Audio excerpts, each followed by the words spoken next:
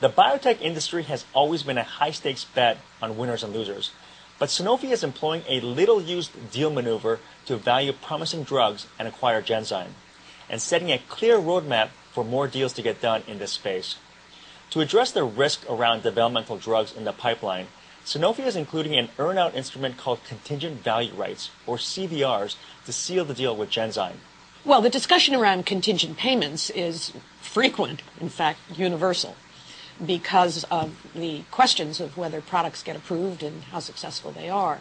I think CVRs are more relevant to biotechnology and pharmaceuticals and potentially devices because you need Food and Drug Administration approval to sell them, by and large. If you don't get that approval, the product's worth zero. In no other industry does a developmental product have such a lottery effect on a company's financial performance and value.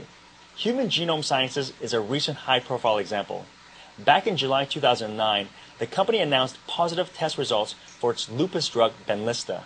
The stock moved from a $2 price to $15 immediately, and then continued to climb into the high $20 range.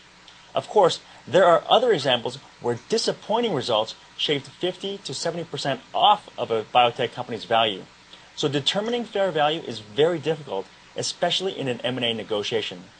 CVRs offer an attempt to do this.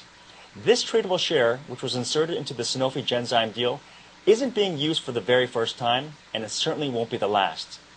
Here are just 3 recent M&A deals that included CVRs. Not surprisingly, they're all biotech deals. When Endo acquired Endeavus, the CVR represented a 67% upside to the purchase price. Keep in mind, this deal was less than $400 million, so a small deal. Next, Fresenius acquired APP Pharma for about $5.5 billion that included a CVR worth an additional 26%.